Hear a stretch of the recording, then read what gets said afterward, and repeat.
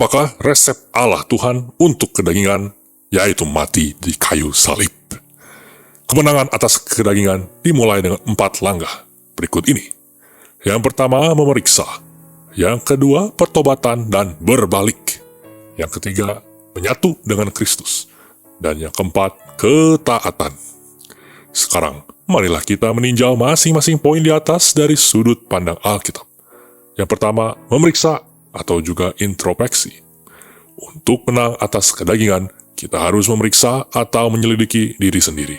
Ratapan 3 ayat 40 menasihati kita untuk memeriksa jalan-jalan kita, untuk menentukan ada tidaknya perbuatan kedagingan dalam perjalanan iman kita, dan bukan berjalan dalam roh.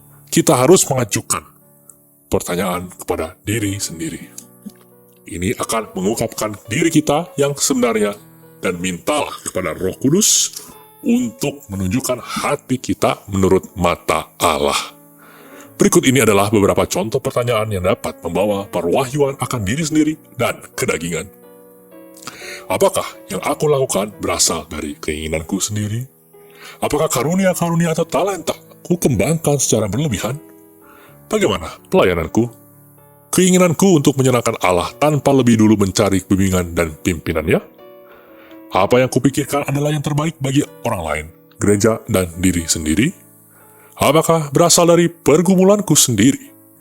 Berasal dari ide atau pemikiran-pemikiran baikku sendiri? Atau berasal dari keinginan Allah? Atau dari apa yang kuanggap akan menyenangkannya?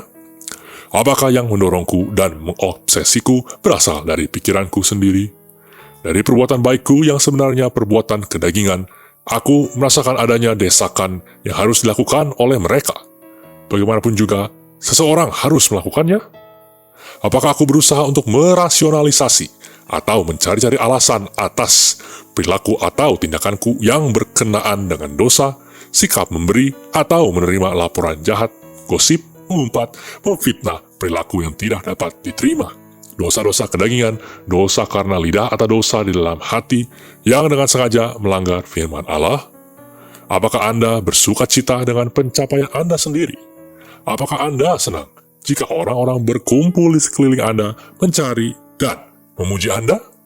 Apakah Anda mencari pengakuan atau sebuah pelayanan atau posisi kepemimpinan tanpa pimpinan Tuhan? Apakah Anda mencari peneguhan dan penghargaan dari orang lain untuk mengakui apa yang Anda lakukan?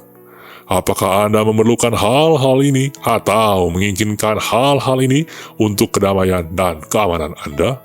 Apakah Anda memberikan dorongan kepada orang lain untuk mengikuti Anda daripada mengikuti firman Allah atau Roh Kudus? Apakah Anda lebih memperhatikan jumlah orang yang mau mendengar atau mengikuti Anda daripada taat dan percaya kepada Allah dan apa yang telah Ia lakukan di dalam hidupmu? Apakah Anda memiliki ambisi rohani atau motivasi yang bukan berasal dari Roh Kudus?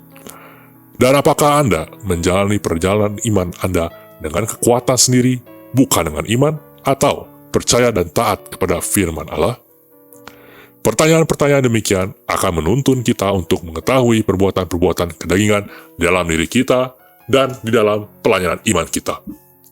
Cakupan kedagingan bukan hanya yang bersifat individual, tapi juga kebudayaan dasar, yang termasuk kebudayaan dasar adalah kecenderungan, sentimen-sentimen, perilaku, dan kepercayaan yang secara historis, secara budaya, secara emosional, dan secara perilaku hadir di dalam sebuah negara, kebudayaan, kelompok suku, atau masyarakat.